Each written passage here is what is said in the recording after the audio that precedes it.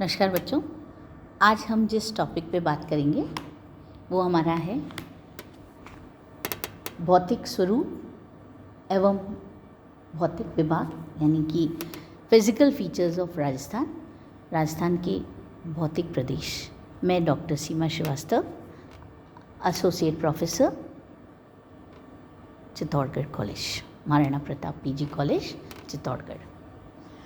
बच्चों, आज से पहले भी हमने जो टॉपिक्स लिए थे, मैं आशा करती हूँ कि आपके लिए वो हेल्पफुल रहे होंगे। फिर भी हम पूरा प्रयास करेंगे कि आपको ज़्यादा से ज़्यादा मैटर दे सकें, ताकि आपकी जो जानकारियाँ हैं वो पूरी हो सके। ज्योग्राफी ऑफ राजस्थान की है ये पेपर और इसी में जो कंटिन्यूस चैप्टर है पार्ट 3 के रूप में मैंने इसको लिया है। इससे पहले हमने मरु प्रदेश, अरावली प्रदेश और अब ये हमारा ईस्टर्न भूभाग ले रहे हैं हम लोग, जिसके अंदर मैदानी प्रदेश और पठारी प्रदेश लेंगे। आशा करती हूँ कि आपको समझ में आ रहा है। कहीं भी आपको कोई भी क्वेश्चन है, मैं फिर दोहराती हूँ कि इस टॉपिक से रिलेटेड आप फ्री हैं, हम आपको जवाब देंगे। कहीं भी आप पूछ सकते हैं, आपके व्हाट्सएप ग्रुप पे भी आप पूछ सकते हैं, यू आर मोस्ट फ्री। तो अब अपन शुरू करते हैं अपने इस चैप्टर को। हम सब जानते हैं बच्चों कि राजस्थान राज्य जो है उसका भौतिक स्वरूप काफ़ी जटिल और विविधता युक्त है। देखो ना, आप खुद देखो, एक तरफ तो बिल्कुल सूखा प्रदेश और दूसरी तरफ देखो आप क्या पहाड़ियाँ हैं।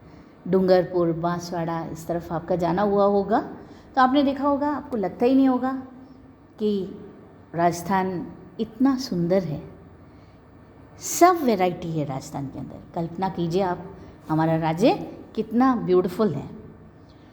अब ये जो ब्यूटी है, ये राजस्थान के भौतिक स्वरूप, भूगर्भिक इतिहास में होने वाली जो आंतरिक व जलवायु से नियंत्रित बाह्य शक्तियों द्वारा उत्पन्न क्रियाओं का प्रतिफल है। अरावली पर्वतमाला जो आपने देखी हुई है, इसमें मैप में है, 3rd स्लाइड जो बता रही है। इससे पहले भी मैंने आपको फिज़िकल फीचर्स के मैप में आपको डिविजन्स बताए थे।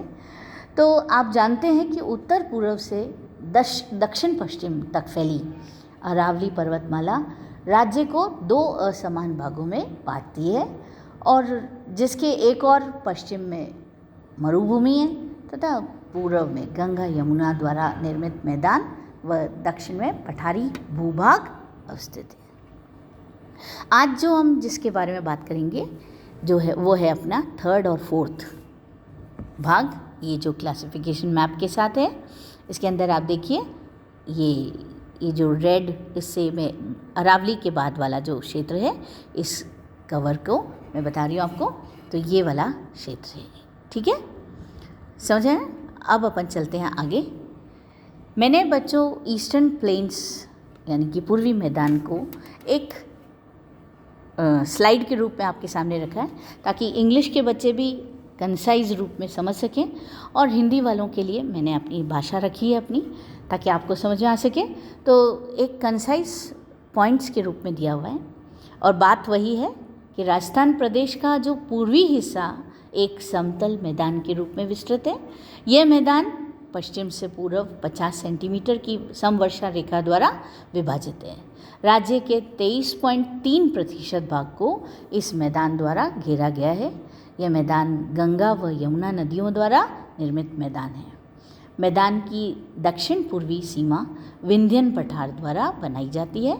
इस मैदान के अंतर्गत कौन कौन सी नदियाँ आती हैं? चंबल बेसिन की निम्न भूमियाँ आती हैं और बनास का मैदान आता है, मध्य घाटी तथा छप्पन का मैदान सम्मिलित किया जाता है। इसका जो भाग है, टोटल एरिया है, वो है 4500 स्क्वायर किलोमीटर्स। बनास का मैदान यद्यपि कांपीय भूभाग है, फिर भी एक संप्राय मैदान है। डूंगरपुर, बांसवाड़ा, प्रतापगढ़ तथा उदयपुर की मध्य की घाटी मैदान बंजर भूमियों को घाटियों का क्षेत्र कहते हैं, जिसे 56 के नाम से पुकारते हैं।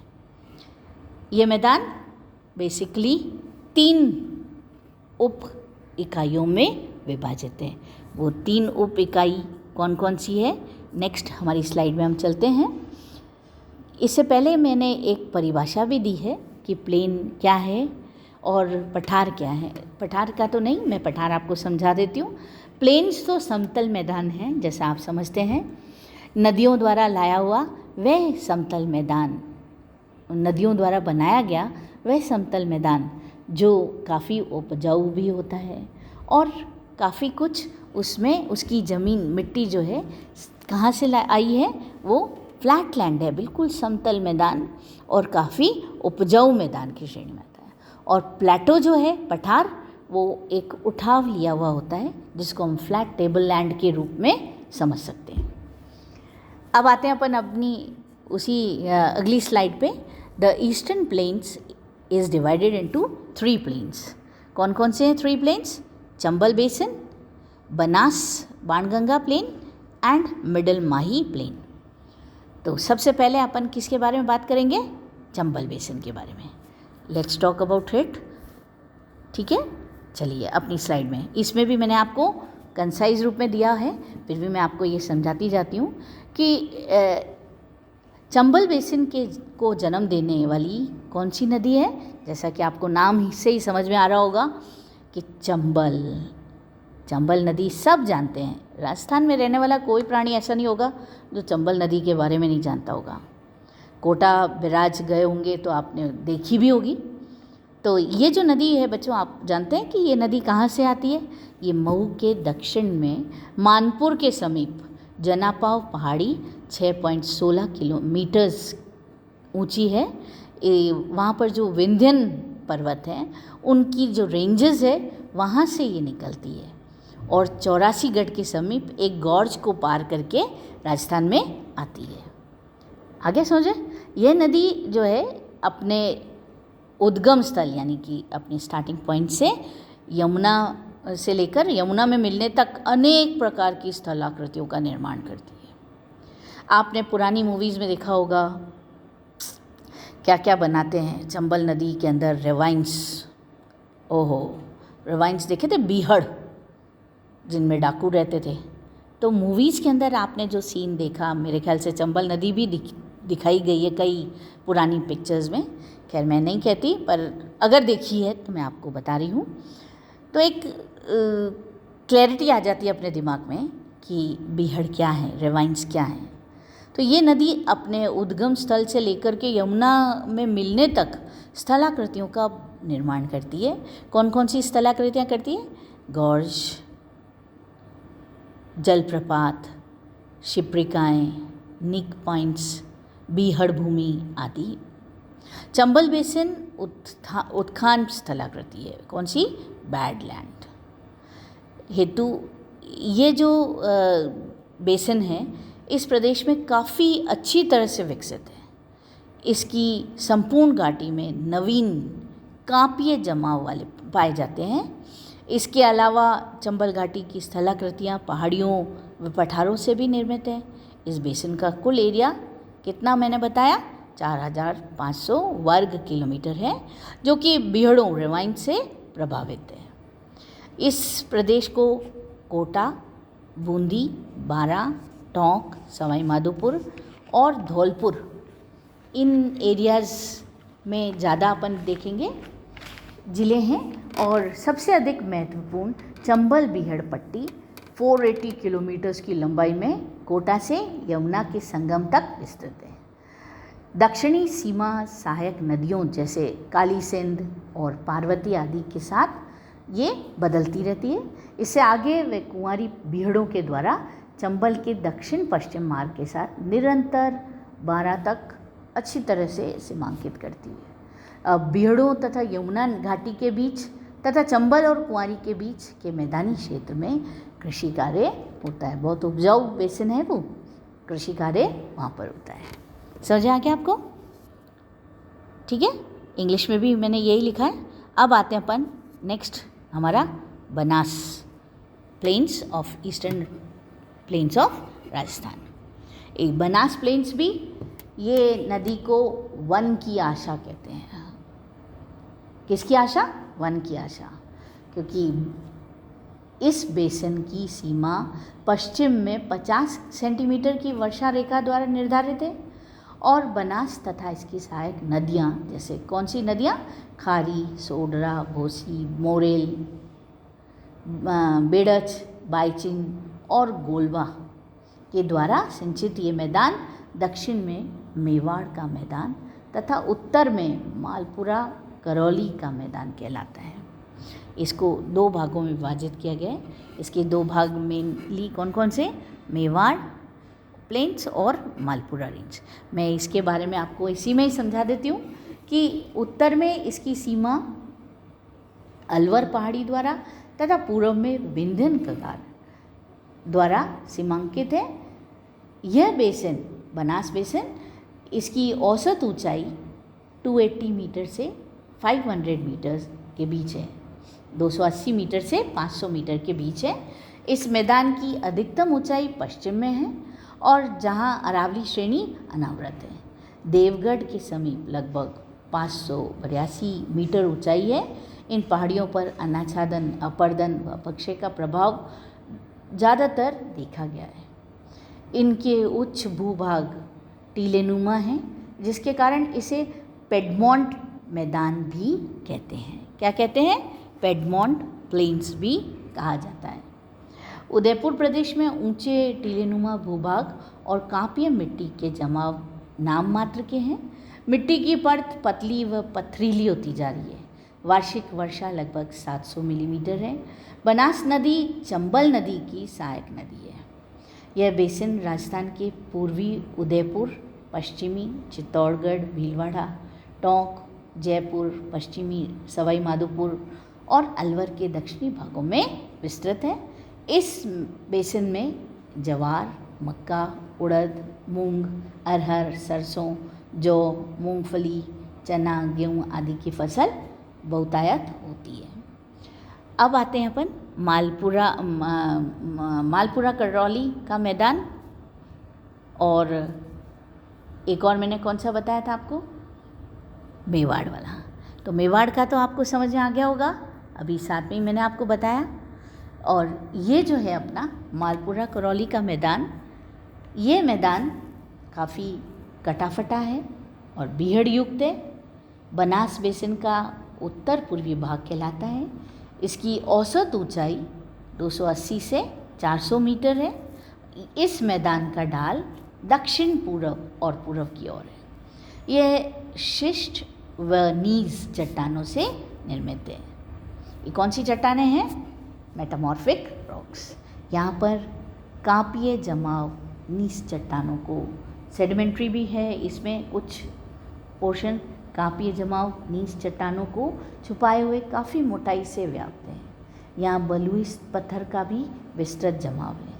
करौली, मंडरायल, मासलपुरा, झाकरी, तिमनगढ़, सागर, कैला देवी, करणपुर आदि क्षेत्रों से प्रतिदिन सैकड़ों ट्रकों द्वारा खानों से पट्टियाँ, कातलें, पाटोल, पत्थर आदि हिंडौन, गंगापुर मार्ग से राज्य एवं देश के विभिन्न स्थानों पर जाते हैं।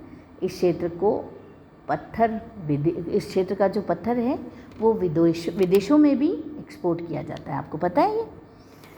अब आते हैं अपन नेक्स्ट स्लाइड पे।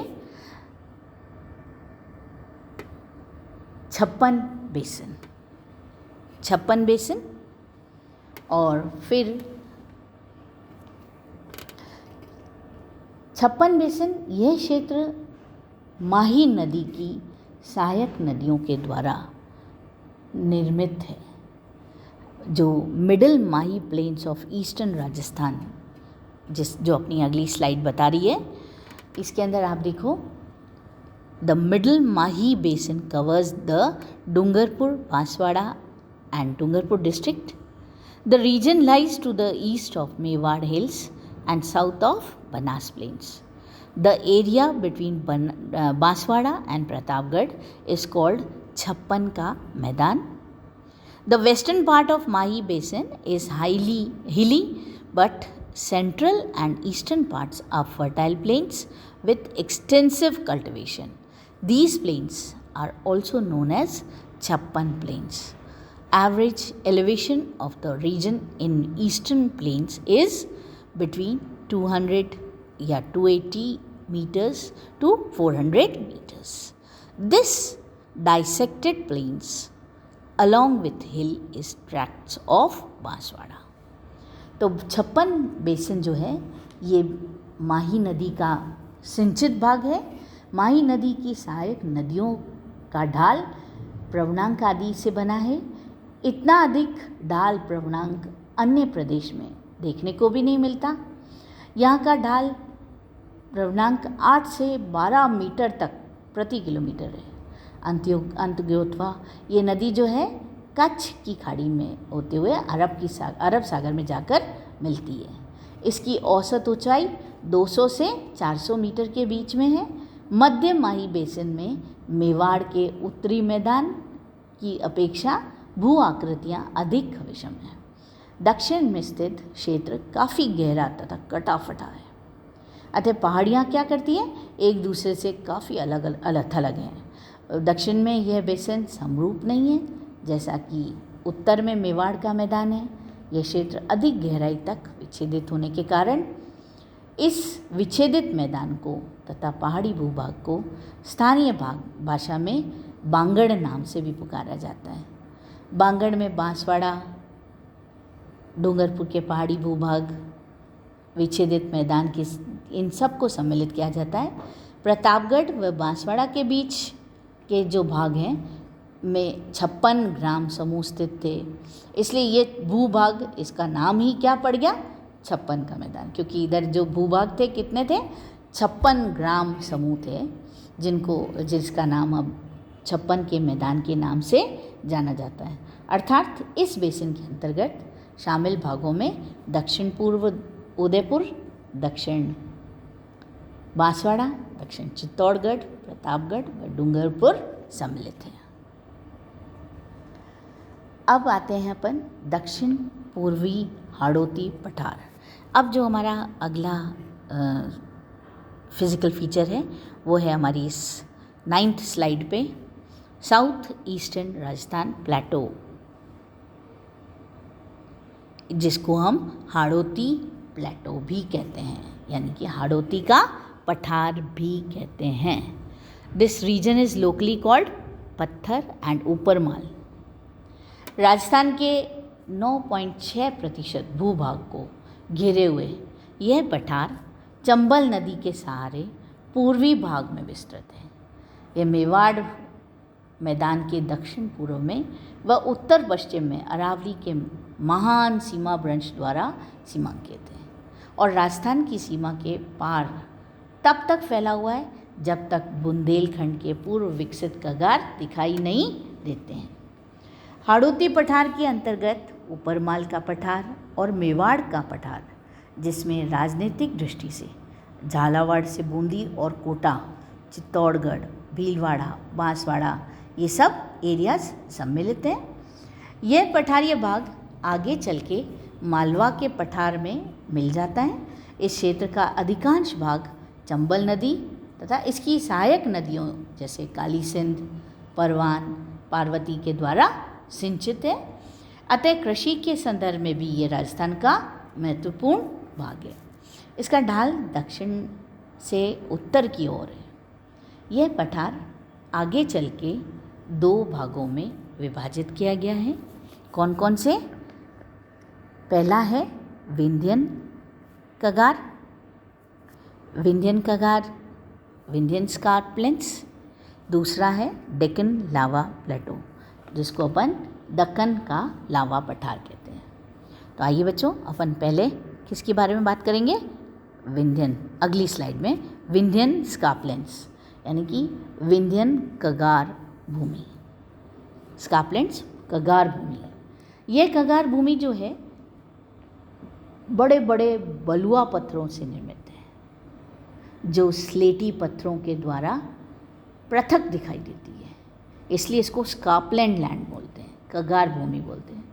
कगारों का मुख बनास और चंबल के बीच दक्षिण पूर्व दिशा की ओर है तथा बुंदेलखंड में पूर्व की तरफ फैले हैं। उत्तर पश्चिम में चंबल के बाईं किनारे पर तीव्र ढाल वाले कगार दिखलाई देते हैं। तत्पश्चात एक कगार खंड स्थित है जो धौलपुर करौली के क्षेत्रों में फैला हुआ है। इस क्षेत्र की कगार भूमियों की ऊंचाई कितनी है? 350 मीटर से 550 मीटर के बीच में है।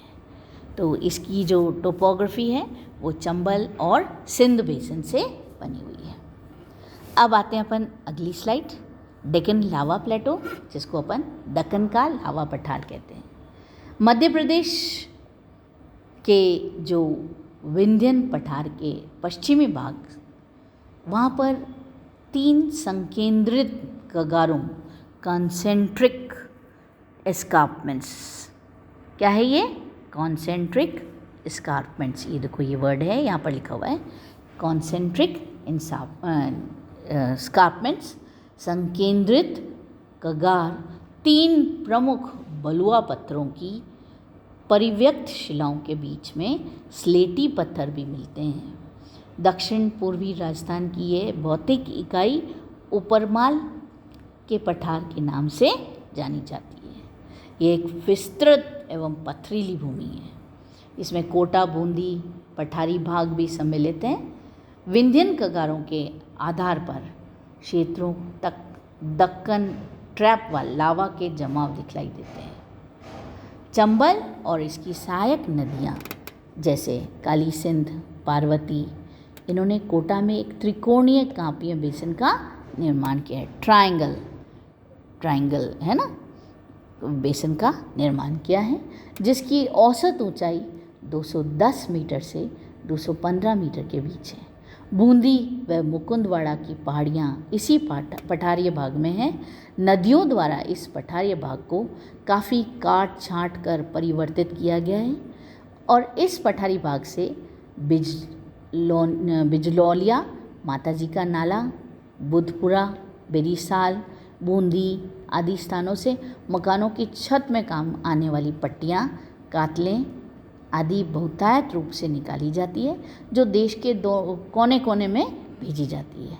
इस क्षेत्र में गन्ना भी होता है, चावल, कपास, अफीम, जौ, गेहूँ, सोयाबीन, चना आदि की खेती भी कांपीय व काली मिट्टी के क्षेत्रों में की जाती है। ये कांपीय और काली मिट्टी कहाँ से आ रही है? कौन सी नदियों से आ रही है? चंबल और काली सिंध, है ना। पार्वती उनकी हेल्पिंग नदी है। तो अब बढ़ते हैं अपन एक green plains and plateaus of Rajasthan. बच्चों, राजस्थान राज्य का जो भौतिक स्वरूप प्राचीनतम चट्टानों से युक्त है, नवीनतम कच्छारी मिट्टी, बालू, जिप्सम, चूना प्रदान मृदा से परिपूर्ण विविध खनिज युक्त स्थली तथा संपूर्ण राष्ट्र की जल विभाजक रेखा की धरा, दोहरारी धरती, सांस्कृतिक परंपराओं से परिपूर्ण तथा भौतिक विविधता एवं विरासत तथा सभ्यताओं का पालना रहा है। हमें बहुत घमंड होता है कि हम इस राज्य के वासी हैं। राजस्थान राज्य जिसकी शौर्य गाथाएँ तो है ही, उसके इतना खनिज, इतना कुछ अंबार है इसके अंदर है कि राजस्थान एक अनुपम, अद्वितीय और अवर्णनीय राज्य कहलाता है। थैंक यू बच्चों। Any questions? अब अपन अगले चैप्टर में मिलेंगे। थैंक्स।